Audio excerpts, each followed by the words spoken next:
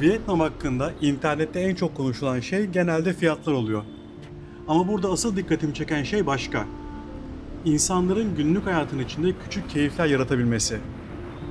Bugün sabah erkenden yola çıkıp Saigon sokaklarında biraz da bunu anlamaya çalışacağım. Ve işte Saigon'da gün yavaş yavaş başlıyor. Her yerde işe güce koşturanlar. Gerçi hala sokaklar biraz boş sayılır bu saatte.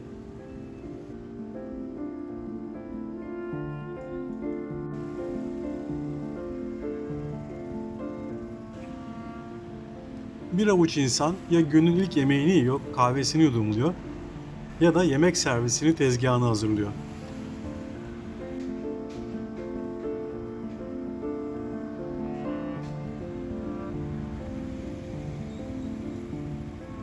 Ya da işte böyle oturmuş yoldan geçenleri seyrediyor. Yavaşça güne hazırlanıyor herkes.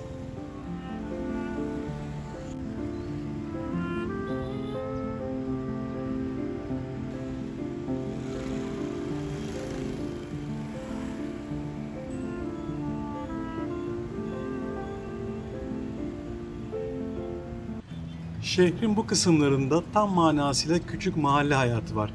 Herkes birbirini tanıyor. Hayat sokakta yaşanıyor. Evler uyumadan uyumaya girilen yerler gibi. Son dokunuşlar da tamam.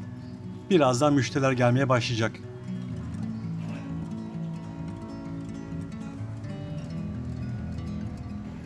Bu da bizim tuzlu lokma gibi bir şey. Sade de yenir ama esasında yemeğin yanına eşlikçi tabii.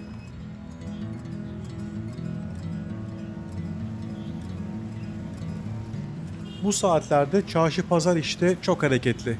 Genelde de 8-9'dan sonra güneş çok sertleştiği için herkes bu saatlerde alışverişini yapıp evlerine çekiliyor.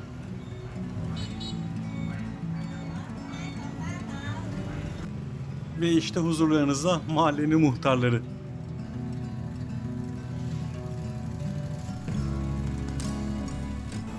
Şimdi kısa bir soluklanma zamanı geldi. Bunun gibi lokal kafelerden her mahallede birkaç tane var. Genelde de mahallede yaşayanlar geliyor. Ve yine tek yabancı benim tabii.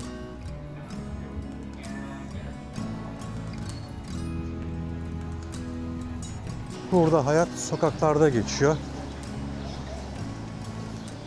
Evde bir şey yapmaya da çok gerek yok. Yeme, içme, bilmem ne her şey sokaklarda.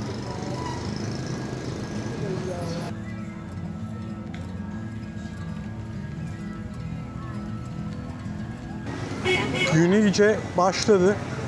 Saat 7:30 oldu. Herkes artık hayata başladı.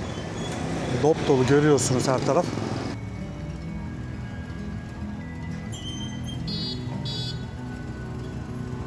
Bu mahallelerde insanlar çok daha samimi ve çok daha yakın birbirlerine. Yani dertlerini, tasalarında her şeyi paylaşıyorlar. Tabii hayatta bu kadar sokaklarda yaşanır olunca herkes de birbirinin ne yaptığını, ne ettiğini biliyor. O yüzden bir özel hayatta bizim bildiğimiz manada yok gibi neredeyse.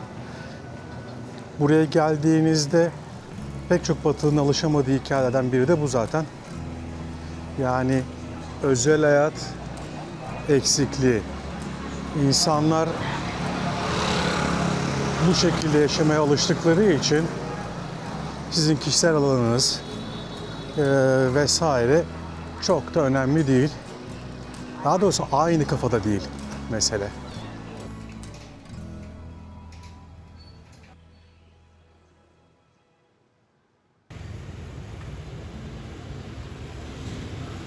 Saigon'da en sevdiğim şeylerden biri de aynı sabahın içinde farklı mahallelerde tamamen başka türlü hayatlara denk gelmek.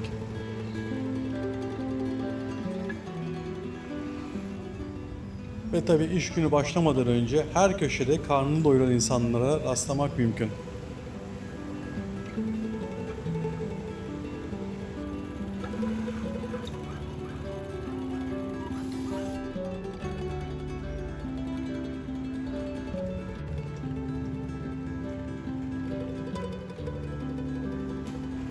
Hesap da istendiğine göre artık ofise çıkma zamanı gelmiştir.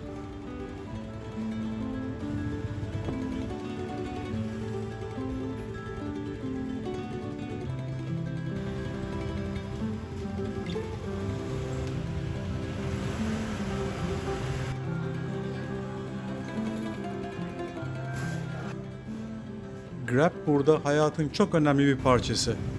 Müşteri çıkana kadar biraz kestirmekte de fayda var tabi. Bu arkadaşlar bütün gün müthiş trafikte koşturup duracaklar.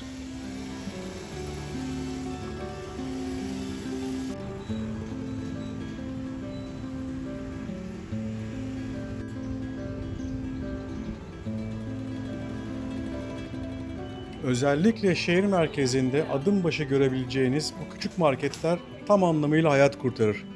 Family Mart da bunlardan biri. Ufak tefek tüm temel ihtiyaçlarınızı buradan karşılayabilirsiniz.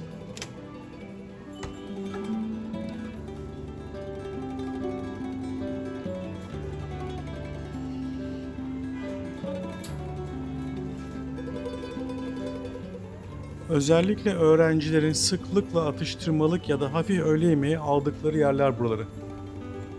Buradan yemeğinizi alıyorsunuz, içeride mikrodalgada ısıtıyorlar, yemeğe hazır.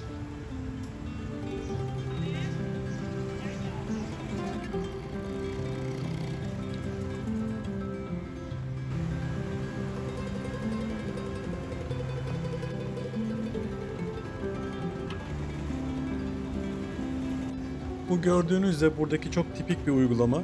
Kuryeler böyle iş merkezlerinin önüne gelip kargoları yere yayıyorlar ve alınmasını bekliyorlar. Bu arada görmüşken paylaşayım, golf burada yükselen trend. Özellikle Koreliler ve Japonlar buraya golf oynamaya geliyor.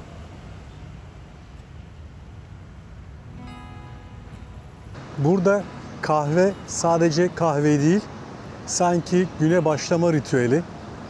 Hep beraber bir yerlerde oturuluyor. Bütün mahalle, bütün tanıdıklar, herkesin müdavimi olduğu bir kafesi var. Bu özellikle küçük mahallelerde. Sabahları selamlaşılıyor. Kahveler söyleniyor, kahveler içiliyor. Günün dedikodusu yapılıyor muhtemelen. Ondan sonra da herkes işine gücüne bakmaya devam ediyor. Yani günün 5.30 gibi, 6 gibi başladığını düşünecek olursak zaten 8'den sonra hava sıcak basmaya başlıyor. O yüzden saat 6-8 arasında kimisi sporunu yapıyor, kimisi kahvesini içiyor, kahvesinde zaman geçiriyor hoşça arkadaşlarıyla, sohbetle. Ondan sonra da güne başlıyor. Özellikle son zamanlarda Vietnam denince insanların aklına ilk gelen şey ucuzluğu oluyor. Bu biraz pompalanıyor da çeşitli influencerlar, youtuberlar tarafından. Yani olabilir. Bu da bir trend sonuçta. Ama burada dikkat edilmesi gereken Vietnam'ın ne kadar ucuz olduğundan ziyade insanların yaşam stilleri. Yani ne kadar az kazanıyor olsalar da maaşlar batıya göre görece ne kadar düşük olsa da o maaşla ve o kazançla insanlar gün içinde keyifli şeyler yapabiliyorlar. Elbette her şey kusursuz değil. Yani burada ben keyifli taraflarını paylaşıyorum. Bu bir tercih meselesi, açık söyleyeyim. Keyifli yönlerini görmeyi tercih ediyorum. Yani elbette ki Ho Chi Minh City'nin de bütün büyük şehirlerde olduğu gibi negatif tarafları, zor tarafları var.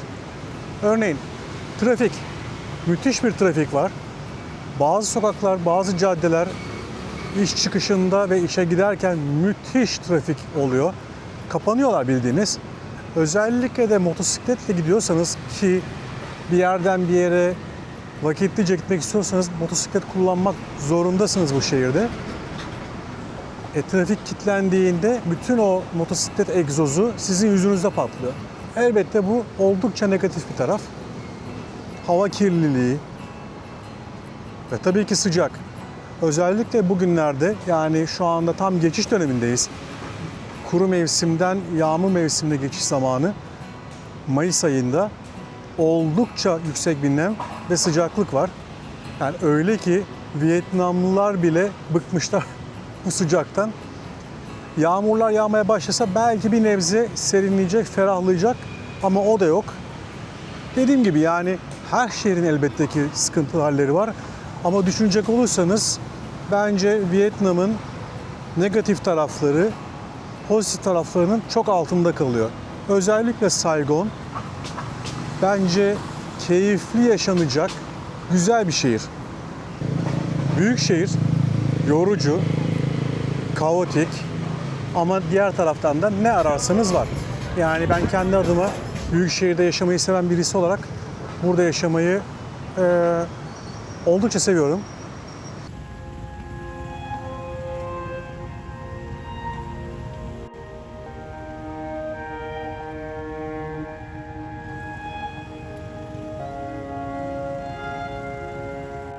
Ve işte görüyorsunuz, gün sonu gelirken Saigon tamamen başka bir şehre dönüştü.